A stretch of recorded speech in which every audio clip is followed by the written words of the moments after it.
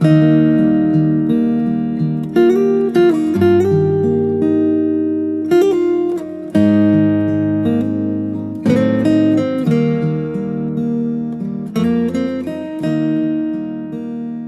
vamos dar uma olhada em 1 Pedro 1, de 3 a 5. Deixe-me ler esses versículos para você. Bendito seja o Deus e Pai de nosso Senhor Jesus Cristo, que, segundo a sua grande misericórdia, nos regenerou para uma viva esperança, mediante a ressurreição de Jesus Cristo dentre os mortos, para uma herança que não pode ser destruída, que não fica manchada, que não murcha, e que está reservada nos céus para vocês, que são guardados pelo poder de Deus mediante a fé, para a salvação preparada para ser revelada no último tempo. Agora há uma grande declaração, uma declaração arrebatadora do apóstolo Pedro com respeito à maravilha da salvação. A palavra-chave nesta porção da Escritura está no versículo 4. É a palavra herança. A herança é definida no versículo 5 como uma salvação pronta para ser revelada.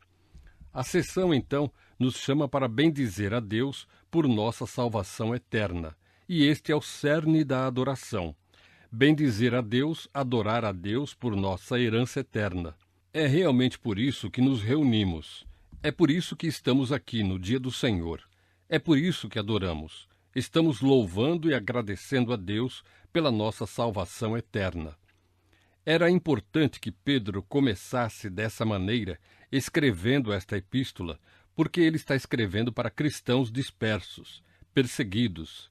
Eles foram considerados culpados pelo incêndio de Roma. Há uma tremenda rejeição do cristianismo, tremenda hostilidade em relação aos crentes individuais. Eles estão sendo culpados por um holocausto em massa na cidade de Roma. É uma época muito difícil para eles. E no meio disso, Pedro diz que o foco de vocês tem de sair do problema e ser direcionado para Deus.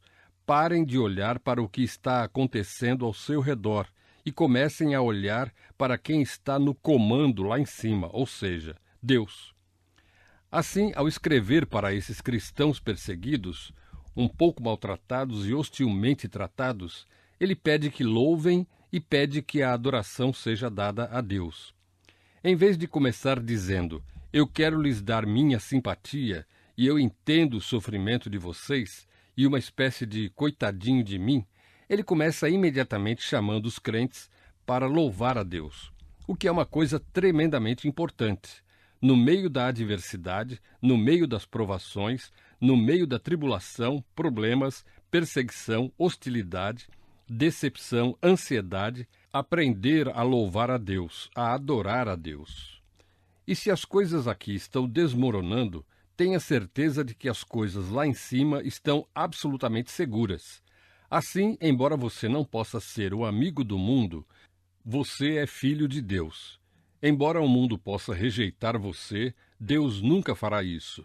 Embora você possa estar perdendo sua herança terrena, sua herança eterna está absolutamente segura. Então seu foco deve estar onde é seu lugar.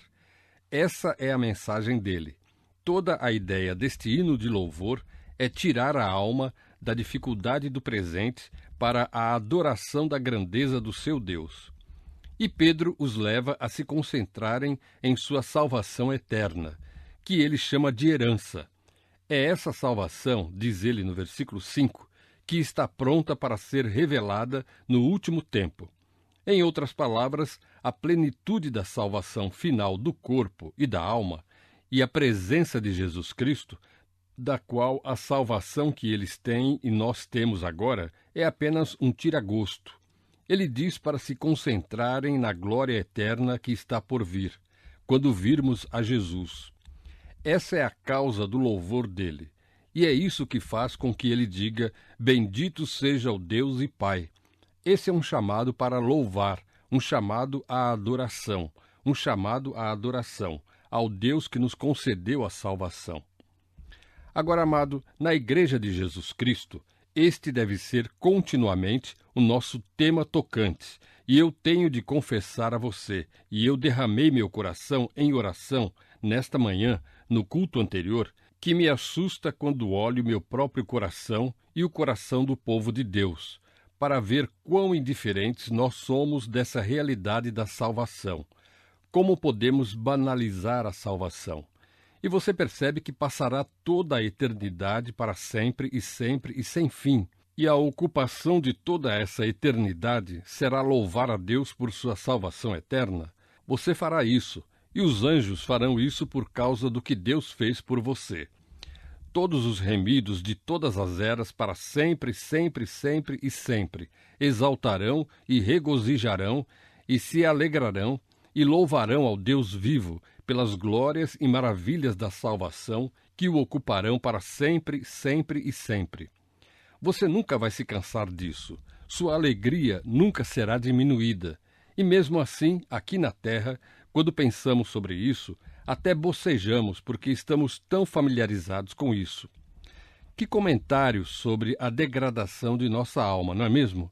Que comentário sobre nossa pecaminosidade, de que precisaríamos até mesmo ser exortados a glorificar a Deus por nossa salvação.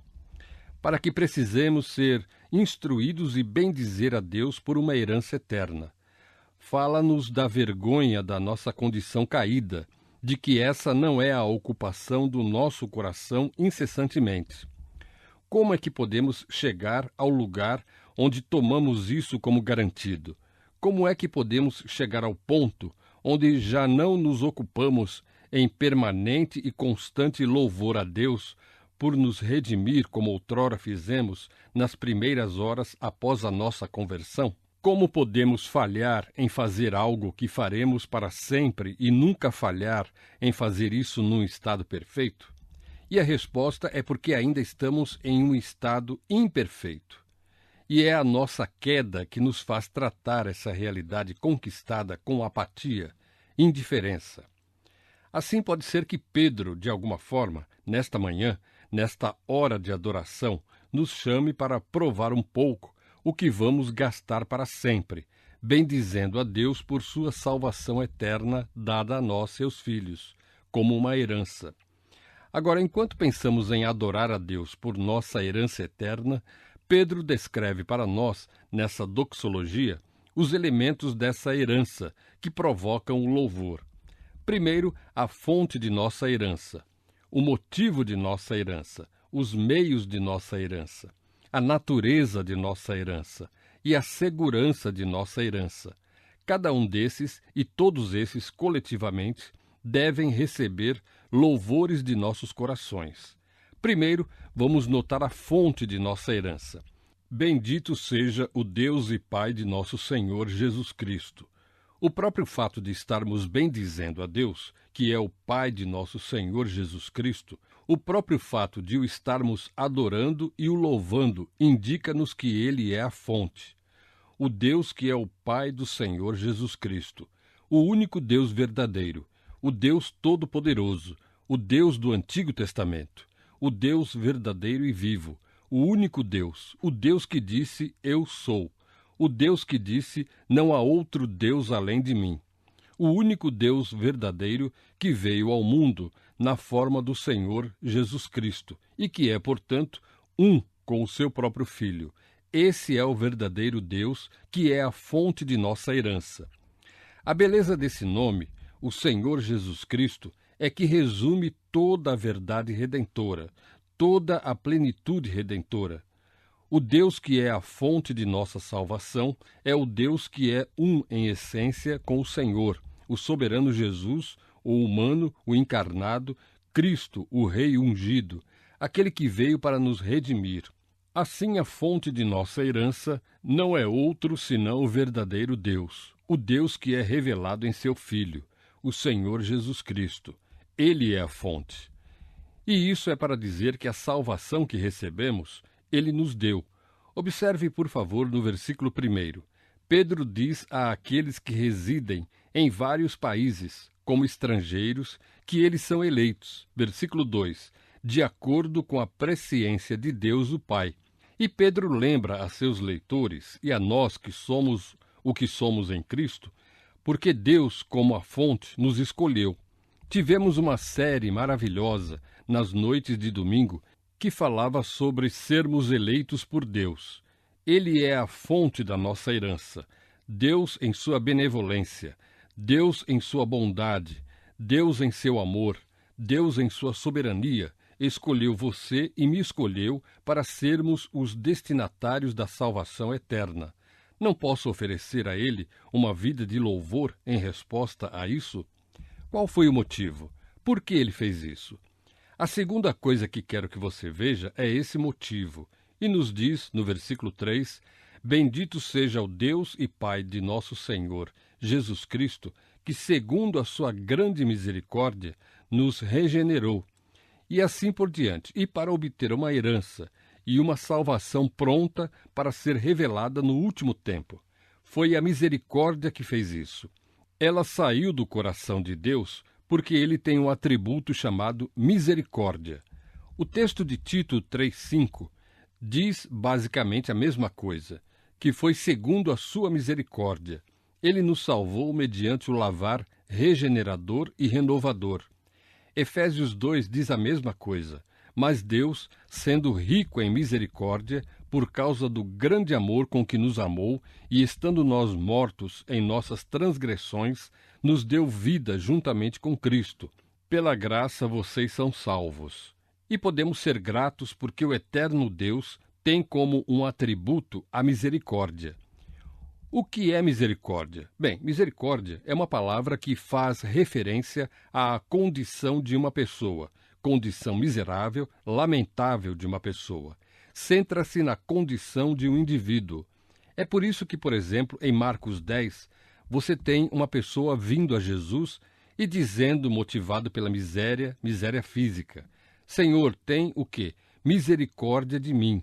Porque a misericórdia era um reflexo de uma condição miserável, desgraçada e lastimável. E essa é precisamente a condição dos pecadores. Nós precisamos de misericórdia. Precisamos de alguém que demonstre compaixão por nossa condição miserável, desesperada, desgraçada e miserável como pecadores. O Evangelho tem tudo a ver com misericórdia. Tem tudo a ver com a compaixão de Deus para com as pessoas em uma condição miserável. E qual é essa condição miserável? Estar morto em delitos e pecados, estar amaldiçoado, estar caído, estar privado da vida de Deus na alma, estar nu em termos de qualquer coisa boa. É essa a condição lamentável do pecador condenado ao inferno, incapaz de fazer qualquer coisa boa e incapaz de mudar o curso de sua vida sozinho. É uma lepra que supera em muito, com sua terrível consequência, qualquer doença física ou lepra física. Aqui estamos na lamentável condição de estarmos perdidos no pecado, condenados ao inferno, cativos do pecado, escravos do pecado. Nossa mente é corrupta, nosso coração é corrupto e enganoso. Nossos desejos são maus e miseráveis, e nessa condição lastimável precisamos de misericórdia. Essa é a preocupação gentil, compassiva e paciente de Deus por nós. Você pode ver isso em contraste com a graça. A misericórdia está relacionada com a condição infeliz e miserável do homem. A graça está relacionada com a culpa do homem que causou essa condição. Quando Deus nos concede misericórdia, é para mudar nossa condição. Quando Deus nos concede graça, é para mudar nossa posição. Uma nos transporta da culpa para a absolvição, a outra da miséria para a glória. E é isso que está por trás da salvação. Deus olhou para você e teve compaixão. Isso não é maravilhoso? Não havia nada em você que fosse desejável em si mesmo. Apenas que Deus é compassivo. Deus é misericordioso. O coração de Deus lamenta a miséria das pessoas. É por isso que, quando Jesus veio ao mundo, ele curou pessoas com doenças, como uma expressão da compaixão de Deus. Jesus poderia ter provado sua divindade de uma infinidade de outras formas além disso. Existem muitos tipos de milagres que ele poderia ter feito, mas isso demonstrou o coração compassivo de Deus. Deus é misericordioso. Êxodo 34, 6 diz: O Senhor é misericordioso, quase como se fosse o seu nome. O Salmo 108, 4 diz: A misericórdia de Deus está muito acima dos céus. Em outras palavras, é volumosa. Há o suficiente para todas as condições. Miqueias 7,18, eu amo isto, ele diz: Ele se deleita em misericórdia. Lamentações 3,22 diz que é por causa da misericórdia do Senhor que não somos consumidos. O próprio fato de estarmos vivos é misericórdia de nossa condição lamentável. E então, para aqueles que o conhecem e amam, suas misericórdias são novas a cada manhã. Thomas Watson disse: é a misericórdia de Deus que suaviza todos os outros atributos. Ele escreveu: a santidade de Deus sem misericórdia e sua justiça sem misericórdia seriam terríveis. Quando a água estava amarga e Israel não podia beber, Moisés lançou uma árvore nas águas, e então elas se tornaram doces. Quão amargos e terríveis eram os outros atributos de Deus se a misericórdia não os adoçasse? Deus dá sua misericórdia a quem Ele quiser. Em Romanos 9 ele diz: terei misericórdia de quem eu tiver misericórdia. Por sua compaixão, Ele escolheu ser misericordioso para com você e para comigo, para nos conceder a salvação eterna. Ele é a fonte, e Ele fez isso por sua misericórdia, não por qualquer coisa que fizemos ou merecemos. É de admirar que Paulo, em 2 Coríntios 1,3, chame a Deus o Pai das misericórdias. E esta grande misericórdia salvadora de Deus é gratuita, é abundante, é eterna. A misericórdia do Senhor é de eternidade a eternidade. Foi a sua misericórdia que fez com que Ele lhe desse uma herança. Você pode ser grato a Ele? Você pode ser grato o suficiente para viver, para trazer glória ao seu nome bendito e querido? A grandeza dessa misericórdia é vista na diferença entre o que éramos e o que nos tornamos em Cristo. A fonte de nossa herança eterna é Deus, e o motivo é misericórdia. Qual é o meio? O terceiro ponto. Como nos apropriamos disso? Você diz: Deus é a fonte e misericórdia é o motivo. Como nós a recebemos? Como nos apropriamos dela? Como podemos torná-la nossa? Como essa misericórdia nos toca? O texto em 1 Pedro 1 diz: segundo a sua muita misericórdia, versículo 3, nos regenerou. A misericórdia tinha de ter meios para realizar o que desejava realizar. A misericórdia tinha de ter um meio para dissipar a miséria. A misericórdia tinha que ter meios para eliminar a desgraça. E o meio que a misericórdia escolheu foi o novo nascimento. E assim Deus, por causa de sua misericórdia, nos fez nascer de novo. Para mudar nossa condição, Ele teve de nos dar um novo nascimento. Porque nascemos no pecado. Nós nascemos mortos em pecado. Nós nascemos mortos em delitos e pecados. Nós não tínhamos vida em nós. Estávamos alienados da vida de Deus. Essa condição de miséria não poderia simplesmente ser retocada. Nós tivemos de ser gerados novamente, nascidos de novo, e por isso Ele nos fez nascer de novo. O profeta Jeremias disse: será que o etíope pode mudar a sua pele ou o leopardo as suas manchas? Se fosse possível, também vocês poderiam fazer o bem, estando acostumados a fazer o mal. Agora tem de haver uma mudança em sua natureza, e é por isso que a Bíblia diz que se você está em Cristo, você é uma nova criação. Você se torna herdeiro de Deus por nascimento, novo nascimento, nascimento espiritual. Você é um herdeiro, a propósito, antes mesmo de você ser um cristão. Você é herdeiro da ira, Efésios 2:3, herdeiro das chamas eternas. Isso é uma herança, e essa é uma herança eterna. E isso também é uma herança eterna inevitável. Mas isso não é desejável. Quando você vem a Cristo e coloca sua fé nele, há uma transformação total, há um novo nascimento sobrenatural. Há uma nova vida que substitui a antiga vida, há uma nova natureza. Existe um novo amor, há uma nova compulsão, um novo desejo. Deus recria, regenera, dá o renascimento, uma verdade maravilhosa. No versículo 23 do mesmo capítulo, Pedro escreve: porque vocês foram regenerados não de semente corruptível, não como o nascimento humano, não como o nascimento humano que tem a morte embutida, mas de semente incorruptível, mediante a palavra de Deus, a qual vive e é permanente, isto é, por meio da palavra viva e permanente de Deus. E o versículo 25 diz: a palavra foi pregada a vocês.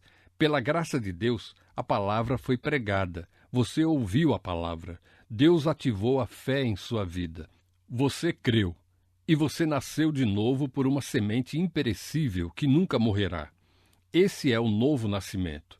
Você tem nova vida. A discussão disso fica tão clara para nós em João, capítulo 3. Você abriria lá por um momento? Quando Jesus encontra Nicodemos, um governante dos judeus, um homem dos fariseus, membro altamente estimado do Sinédrio, rabino respeitado, acadêmico de renome, legalista farisaico, que, sem dúvida, externalizava a religião e estava vivendo de acordo com um código externo, ele foi o mais longe que conseguiu em um sistema judaico. Ele tinha ido tão longe quanto você poderia em uma orientação religiosa. Ele era um homem muito religioso, eminentemente proeminente como um mestre daquela religião, maduro, capaz de dispensar suas verdades e suas tradições a outros. E ele vem a Jesus, e Jesus diz a ele, no versículo 3, se alguém não nascer de novo, não pode ver o reino de Deus. Você sabe o que ele disse a Nicodemos? Nicodemos, tão longe quanto você chegou, tão velho quanto você é, tanto quanto você sabe, você tem de começar tudo de novo. E eu tenho certeza de que na mente de Nicodemos o pensamento era algo assim. Bem, eu sei muito e experimentei muito, e estou tão profundamente entrincheirado na religião e minha compreensão é tão abrangente e ainda falta algo. Eu me pergunto o que ele me dirá para acrescentar à minha vida.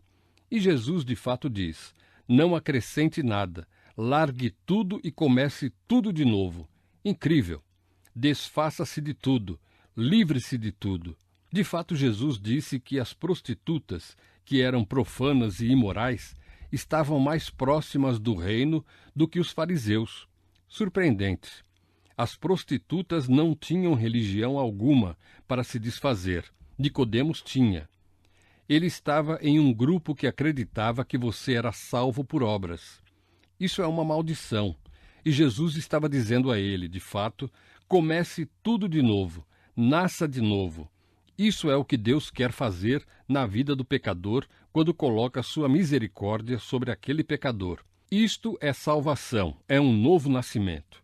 E você tem uma nova natureza, um novo coração, um novo espírito, um novo amor e um novo poder que resulta em um novo caminhar e uma nova obediência. É isso que é. Mas como? Como Nicodemos ouviu que você deveria receber aquilo? Como esse novo nascimento acontece? Bem, toda a ênfase do registro do Evangelho, obviamente, não foi dada em sua completa plenitude a Nicodemos, mas o suficiente foi dito. Veja o versículo 14. Jesus, partindo de Números 21, usa uma ilustração que Nicodemos teria sabido muito bem. Assim como Moisés levantou a serpente no deserto, assim importa que o Filho do Homem seja levantado, para que todo aquele que nele crê tenha a vida eterna. Porque Deus amou o mundo de tal maneira que deu seu Filho unigênito, para que todo aquele que nele crê não pereça, mas tenha a vida eterna. Ele disse, Nicodemos, aqui está como você recebe esse novo nascimento. Você olha para o Filho de Deus que é levantado e crê nele. E crendo nele, o novo nascimento ocorre. E ele usou uma ilustração que Nicodemos entenderia.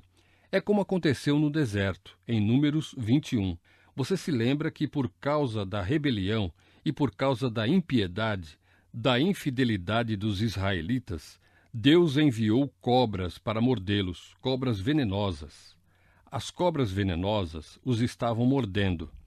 E você se lembra que em Números 21:7, eles começaram a clamar: nós pecamos, nós pecamos, nós pecamos. Com grande vergonha, eles reconheceram que esse era o julgamento de Deus, julgamento justificado sobre o pecado deles.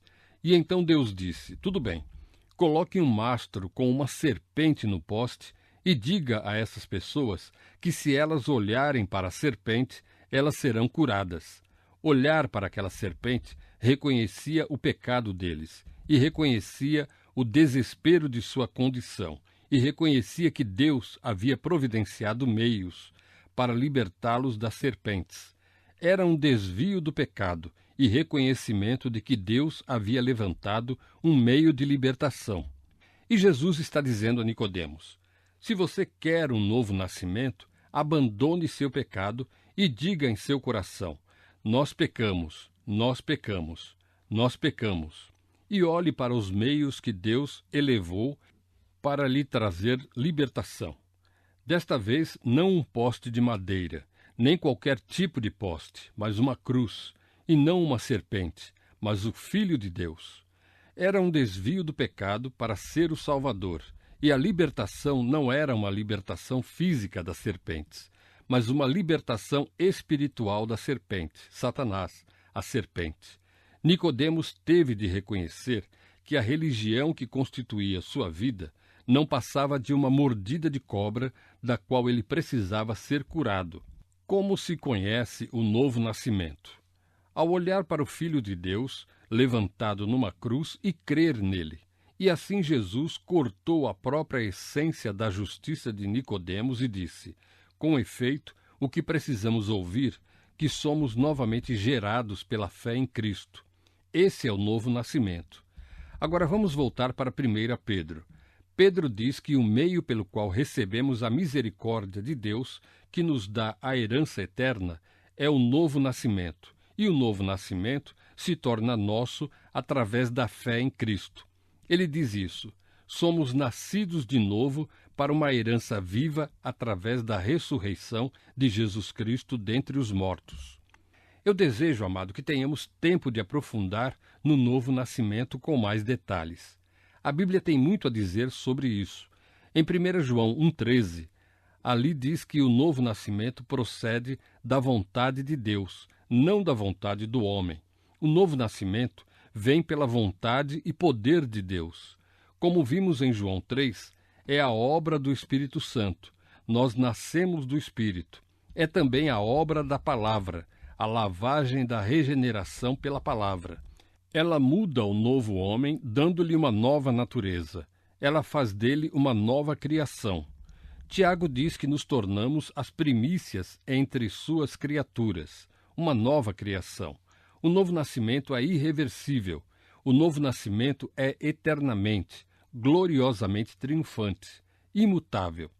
Isso é aquilo que Deus quer fazer na vida daquele em quem Ele coloca sua misericórdia compassiva.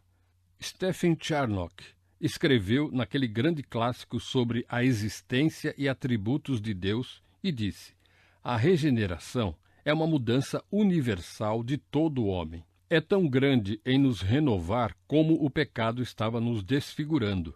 Regeneração. Qual é o resultado dela? Olhe para o 3º versículo. O resultado dela é que nascemos de novo para uma esperança viva, uma esperança viva. O que ele quer dizer com isso? Bem, uma esperança que está perpetuamente viva, uma esperança que tem uma qualidade de vida. Você diz, por que ele diz isso? Em contraste com a esperança dos homens, que está sempre moribunda ou está morta. Você percebe, então, que toda a esperança que homens e mulheres têm em outro que não seja Jesus Cristo é uma esperança morta ou moribunda. O mundo só conhece esperanças mortas. Na melhor das hipóteses, todas as esperanças e sonhos dos homens morrerão quando morrerem, se não tiverem morrido muito antes. É por isso que as Escrituras dizem: se a nossa esperança em Cristo se limita apenas a esta vida, somos o quê? As pessoas mais infelizes deste mundo. Você é uma pessoa miserável se a sua única esperança está neste mundo, porque tudo vai morrer, todas elas morrem. A morte corta o nervo de toda a esperança. Mas nós temos uma esperança eterna.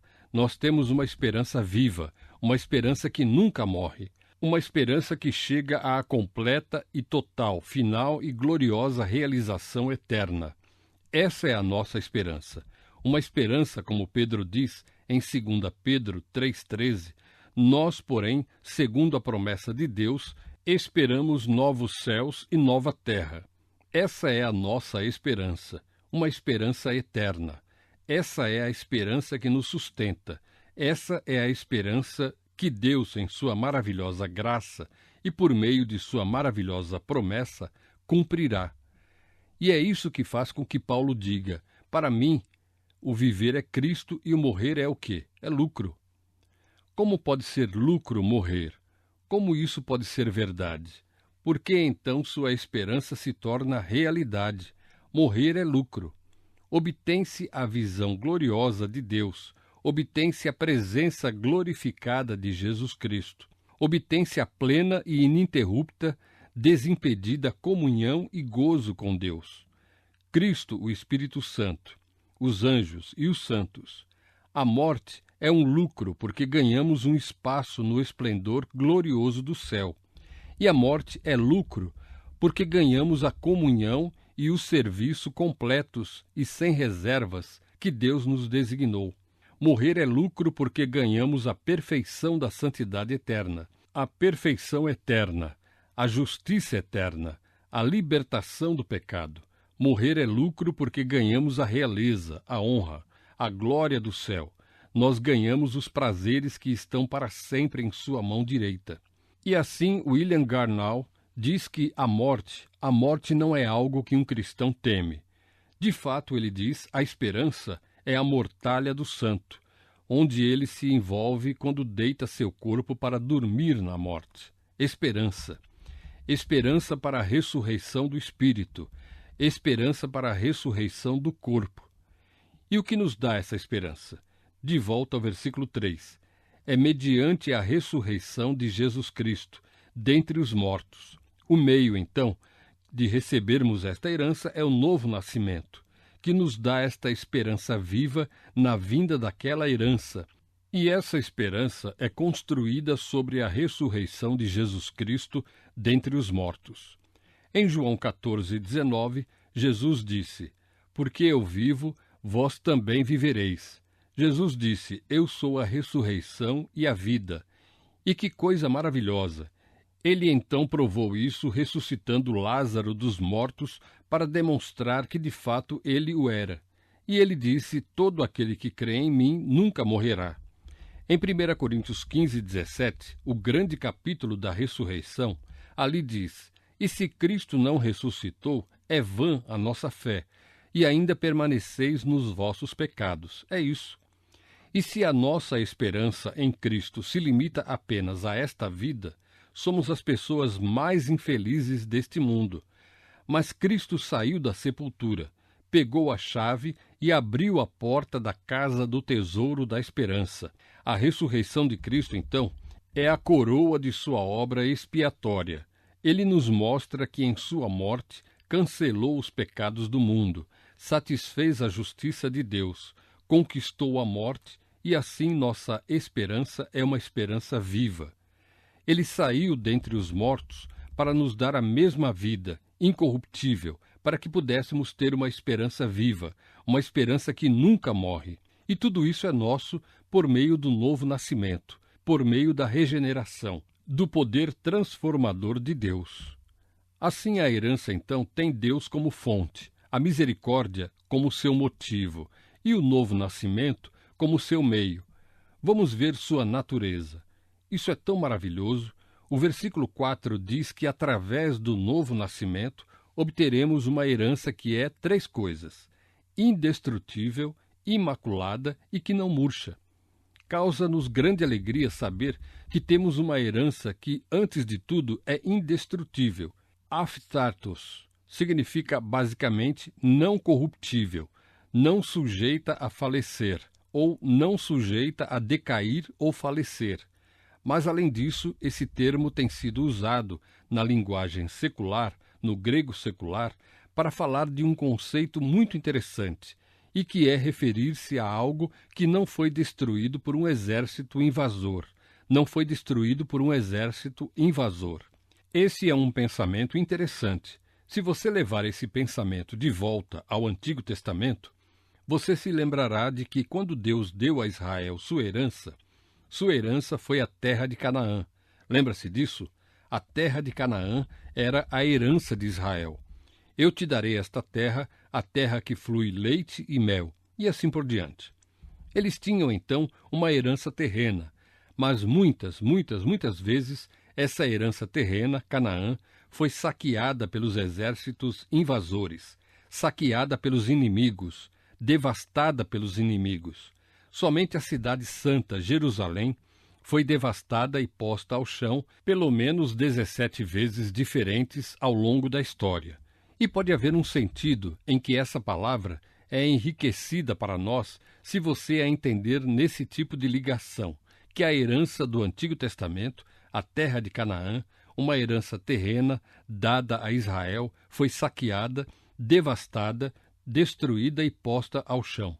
Mas você tem uma herança que nunca será devastada, saqueada, é imperecível, uma herança que não pode ser gasta e, portanto, não pode ser diminuída, um tesouro que nunca pode ser roubado, tomado, saqueado. Você vê, isso é exatamente o que Jesus tinha em mente em Mateus 6, quando ele disse: coloque seu tesouro no céu, onde a traça e a ferrugem não corrompem, e ladrões não arrombam e roubam. Coloque o tesouro onde é seguro, onde ele é imperecível. Ouça, não há lugar neste mundo onde você possa fazer isso.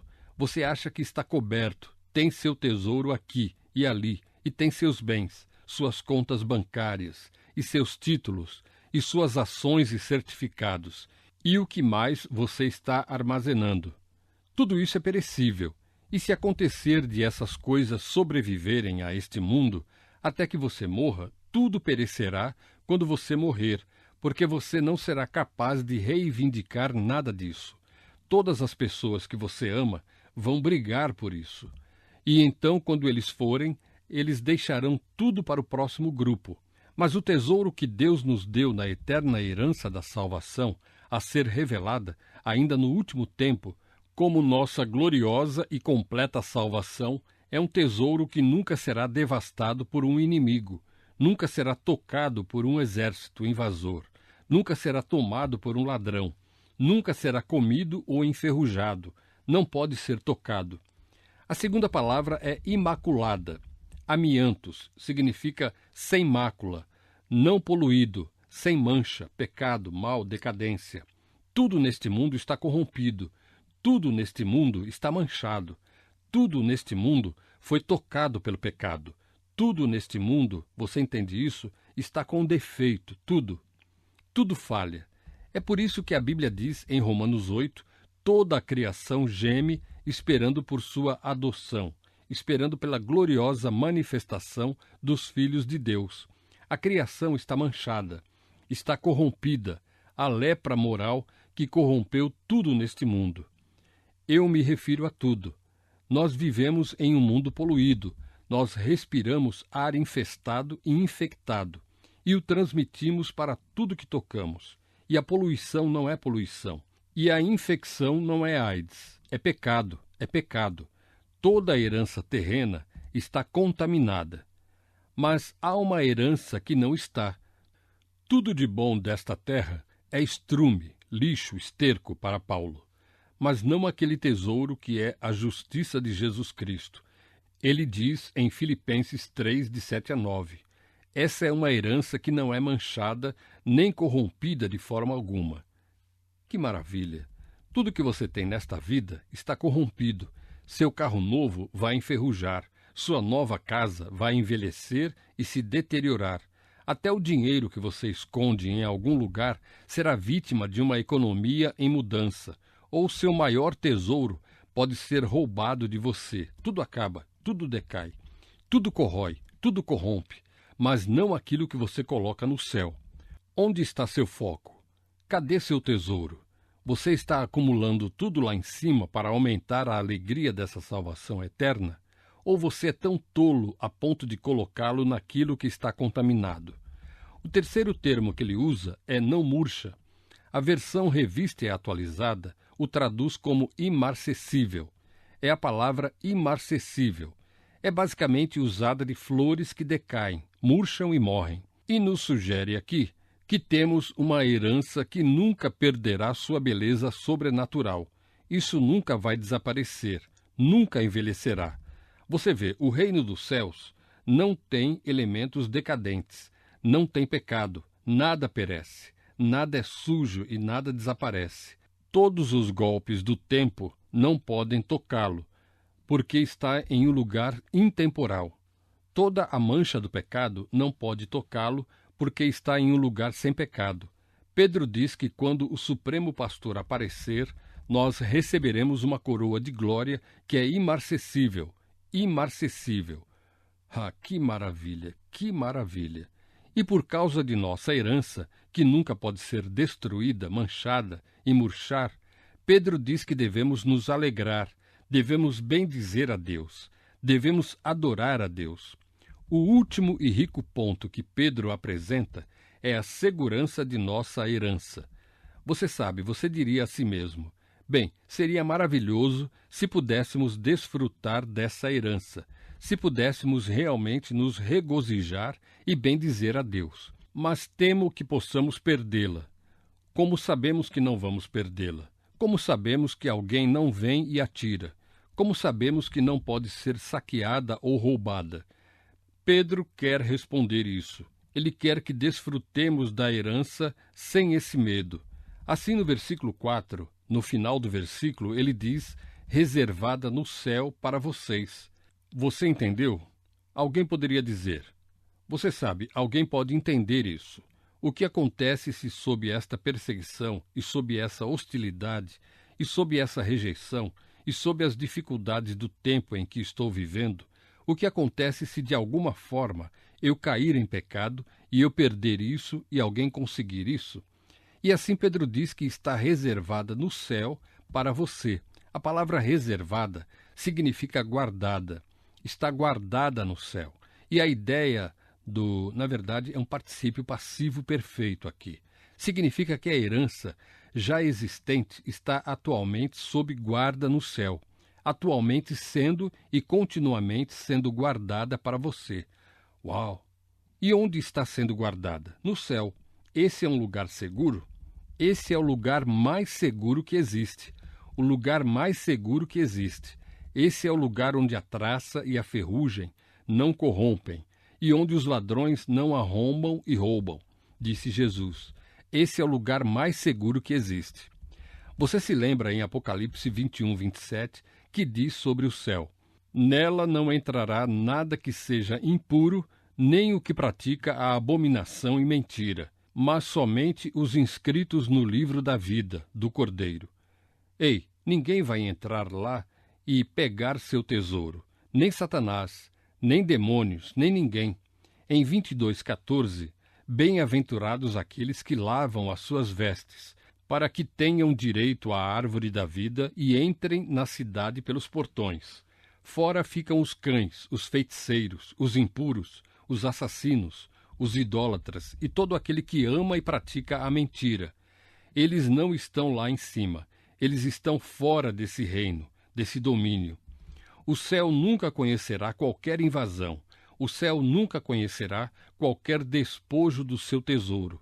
O céu nunca conhecerá nenhum desperdício, qualquer desfiguração de sua beleza. O céu nunca terá exércitos pisando ali para lutar contra seus habitantes. O céu nunca experimentará que alguém venha e leve suas glórias como espólio. Não o céu. O tesouro está seguro. Amado, posso lhe dizer, pela misericórdia de Deus, Deus, nosso Deus gracioso, que salvou a mim e a você, quando não merecíamos, que Ele nos concedeu, pelo novo nascimento, uma salvação eterna, que está reservada no céu e não pode, sob quaisquer condições, jamais ser saqueada. Está segura. E quando você serve ao Senhor Jesus Cristo aqui, e vive uma vida de louvor e adoração, continua a aumentar a realidade desse tesouro e a alegria do céu eterno ao investir na eternidade. O tesouro está seguro. E alguém vai dizer: sim, mas eu sei que o tesouro está seguro, mas quão seguro eu estou? Talvez eu possa estragar tudo. Há alguns, você sabe, que ensinam que você pode perder a sua salvação e que outra pessoa consegue a coisa toda. Talvez eu possa perdê-la. Então ele diz: está reservado no céu para vocês que estão protegidos pelo poder de Deus. Não apenas o tesouro está guardado, mas você está protegido. Isso não é maravilhoso? Você está protegido. Estou protegido? Sim. Pelo que eu sou protegido? Pelo poder de Deus, a onipotência de Deus, o poder soberano, onipotente de Deus, a contínua proteção divina militar. Você está no processo de ser protegido pelo poder de Deus, diz o texto. Satanás não pode invadir o céu. Satanás não pode ir até lá e condenar você. Foi Deus quem declarou você justo. Como pode Satanás condená-lo com sucesso? Diz Romanos 8. Se Deus é por nós, quem pode ser bem-sucedido contra nós? Se Deus, o Deus Santo, infinitamente justo, diz que tudo está bem conosco e nós pertencemos a Ele, quem é um tribunal superior a esse? Aquele que começou boa obra, a cumprirá até o dia de Cristo. Ele é poderoso para vos guardar de tropeços, diz Judas 24. Supremo poder, suprema onisciência, suprema onipotência, suprema soberania, não só guarda o tesouro, mas guarda o crente. Pensamento maravilhoso. Você não precisa temer. Amados, podemos nos alegrar também. Você entende isso? Você também pode se alegrar. Ninguém pode roubar seu tesouro e ninguém pode desqualificá-lo de recebê-lo. Você diz: eu não tenho nenhuma participação nisso? E se eu apenas virar as costas, amaldiçoar a Deus e for embora? Bem, vamos ver em 1 Pedro o que o versículo diz. Que são guardados pelo poder de Deus mediante a fé. Essa é a sua parte. Deus trabalha isso em você. Sua fé contínua em Deus e em Cristo é a evidência da obra de manutenção de Deus. Deus não lhe salvou à parte da fé e Deus não lhe guarda longe da fé. Quando Deus lhe salvou, Ele energizou essa fé em você.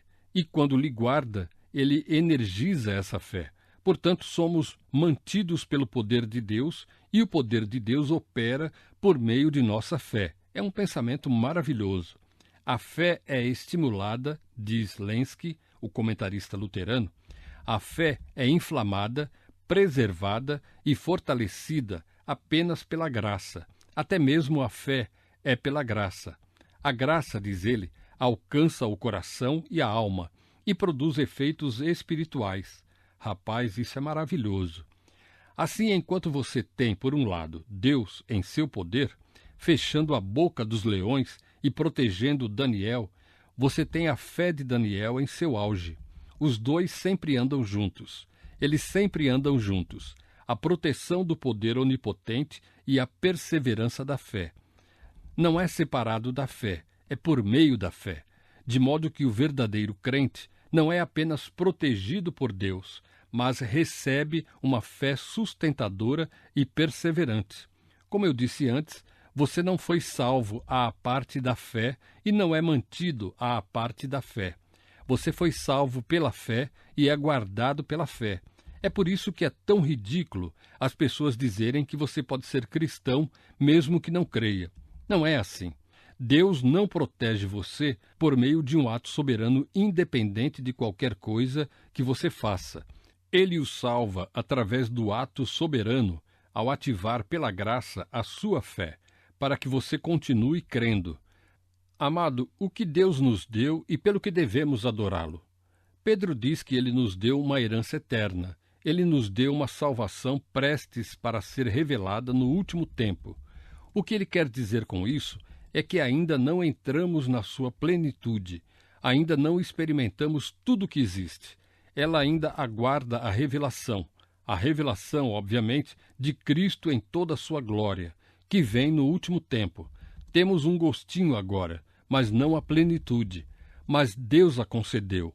Agora é uma herança que possuímos em certa medida, mas ainda não tem toda a sua plenitude, mas que nos é garantida.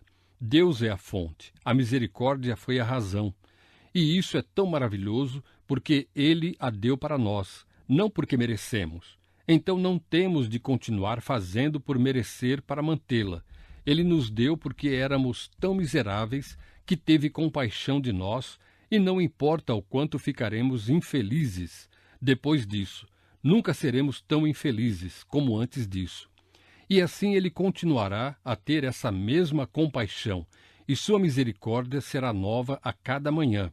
E o meio pelo qual a herança chegou até nós, o novo nascimento, que nos deu esta esperança viva, baseada na ressurreição de Jesus Cristo dentre os mortos, e essa herança nunca pode perecer, nunca pode ser manchada, nunca desaparecer, e está garantida para nós e nós para ela. E Pedro diz: eu não me importo com a circunstância física de vocês, eu não me importo com a condição terrena de vocês. Vocês devem louvar a Deus por isso. Vocês devem bendizer a Deus por isso. Que nosso coração faça exatamente isso. Vamos orar juntos? Perdoa-nos, Senhor, por subestimarmos aquela realidade que passaremos a eternidade em constante louvor. Oh, como isso fala de nossa queda, da vergonha de nosso coração pecaminoso, que podemos ficar tão indiferentes a essa grande salvação que Tu nos deste, e podemos nos tornar tão preocupados com trivialidades inúteis e inconsequentes, que podemos perder nossa alegria, que podemos tirar nosso foco de Ti, da eternidade e do céu, para essa terra que passa, desvanece-se, perece e está contaminada. Deus, ajuda-nos a transcender e a viver nos lugares celestiais. Oh, quanto isso nos fala da vergonha do nosso pecado. Nós, por um lado, nos justificamos e dizemos que não cometemos este pecado, e nunca cometemos esse pecado, e não fizemos aquele pecado, e não fizemos este outro, e dizemos a nós mesmos que somos nobres, e então olhamos para a indiferença de nosso coração em relação à nossa salvação eterna. A falta doentia de gratidão, o egocentrismo, a indulgência feia de nossa própria vontade e nosso próprio caminho, que nós tão cruelmente perseguimos, a perda de tempo, dinheiro e recursos neste mundo corrupto, nada mais são do que uma princesa pálida. E quando o sarcófago for finalmente aberto, no último tempo, tudo desmorona. Senhor Deus, como isso nos mostra a pecaminosidade de nossos corações. Obrigado por desmascarar isso. Dá-nos uma nova compulsão para viver nos lugares celestiais, investir na eternidade, desejar estar contigo e suportar tudo nesta vida pelos sofrimentos aqui, que certamente não são dignos de ser comparados com a glória que será nossa naquele dia em que virmos a Cristo face a face. Em nome de Jesus, amém.